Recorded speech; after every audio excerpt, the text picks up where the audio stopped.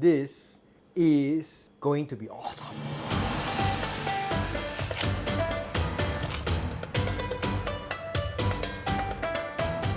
Hi, I'm Dr. Leslie. Welcome back to my kitchen. Today, we're going to do Hakka Zhar Yoke, possibly one of the most delicious pork dishes ever created. No kidding.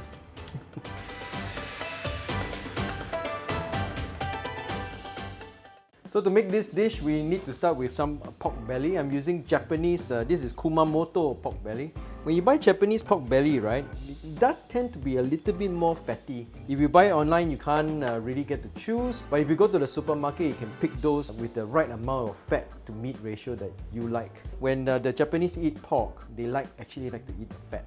They grow their pig so that the fat is nice and sweet and very mildly flavored. They don't have that porkiness to it. So the best way actually to eat it is to slice it thin and have it as shabu-shabu.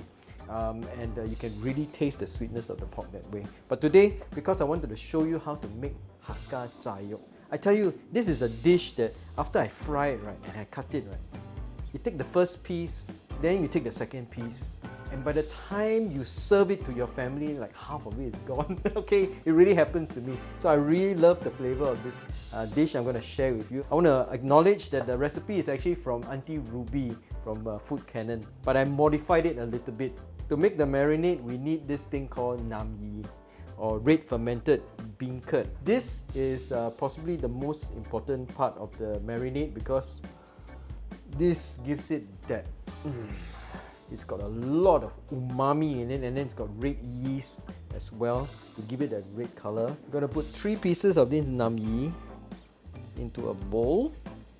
I'm going to add all the rest of the ingredients. This is Chinese wine, sesame oil, some dark soy sauce.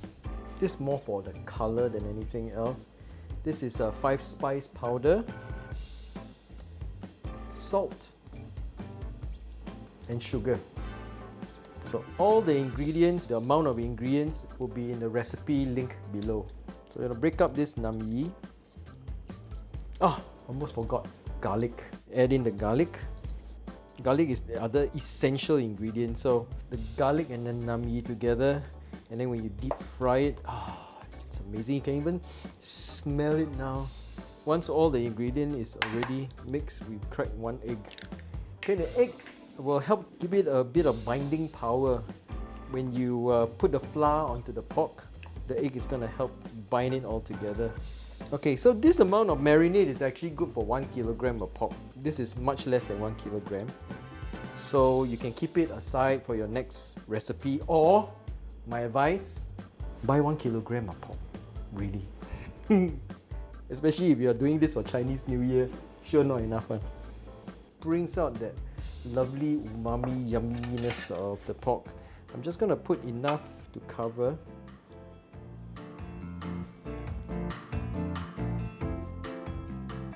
So the pork is marinated. Now all you need to do is to marinate it overnight. The next day, your pork is ready. For the batter, I'm going to use plain flour mixed with something new. Okay, this is a new thing that I'm using. You look at this flour, it's a little bit grainy, right? But it's still very light. This is Taiwanese tapioca flour. This is what they use for frying those very crispy shilling chicken chop, you know. I find that using this flour gives the crust that extra crispiness. So with this, I'm using 1 part plain flour to 1 part of the tapioca flour. If you can't find the tapioca flour, then you can use 2 parts plain flour, 1 part rice flour, and 1 part potato flour.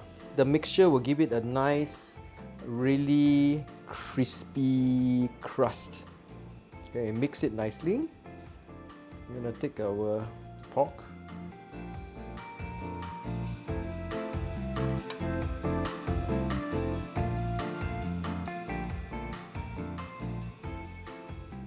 So after we covered it with the flour, what you need to do is to let it rest for maybe 5 or 10 minutes so that the flour can really just soak up all that marinade.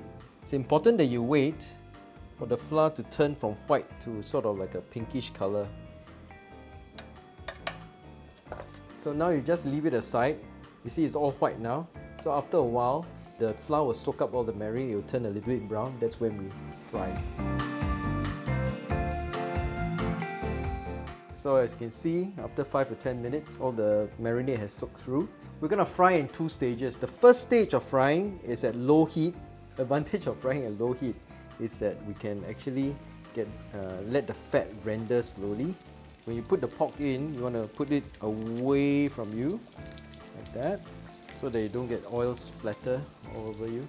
So when you fry, you just want a little bit of bubbles. I'm frying it very low, around 120. You keep it on a low fire. Fry it on maybe about 5 to 10 minutes. You want to slowly cook the pork in the first stage, because if you cook it too fast, the fat will become very chewy. If you cook it at low heat, the fat will have more chance to slowly soften and render. So you'll get rid of some of the excess fat, and then the remaining fat is going to be really nice and soft. Whereas the crust is nice and really crunchy. So it's been going for about 6 minutes. I think it's almost done. I'm just going to lift it out and take it out.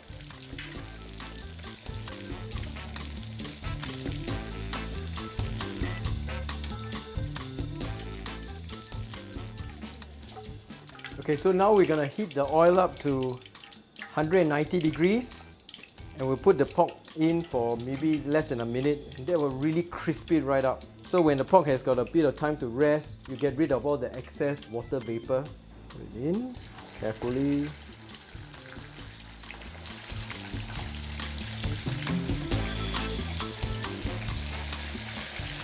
And you see the difference in the amount of bubbles, right? When you have bubbles like this, means there's still a lot of water that's coming out. Okay, when you see the bubbles start to disappear, that's when the water vapor is all out already. That's when your pork is really crisp. It doesn't take very long. So we're going to get rid of some of this oil. I'm going to turn some of the oil into scallion oil. So all you need to do is get a handful of scallion and fry it. Just low heat, just let it brown. So when the scallion turns about this kind of color, you can smell the beautiful aroma. Basically done. So now we're going to cook the noodles. This is a Mian that you can get from the supermarket quite easily. Now of course you can use any noodle that you want, but I like Mian because of the texture. I feel that the texture of the Mian, chewy, sort of like toothy texture, really goes well with the crispy pork. Okay, just going to remove the Mian. Just going to quickly run it under cold water to stop the cooking.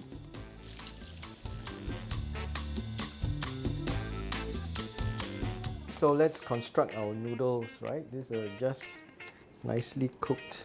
Put some of the scallion oil.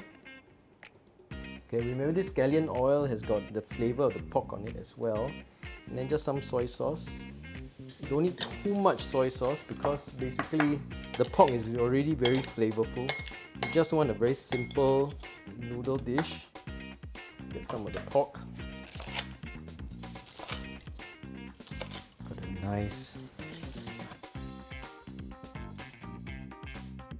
Okay, some greens. Always must eat your greens, okay? Very important. And there you go. That's my Hakka Zhar Yoke with Mian noodles, made with Japanese pork belly.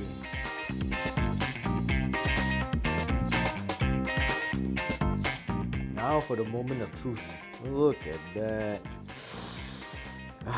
And that noodle, so nice and QQ and toothy, with the crispy crunch of the pork. This is going to be awesome.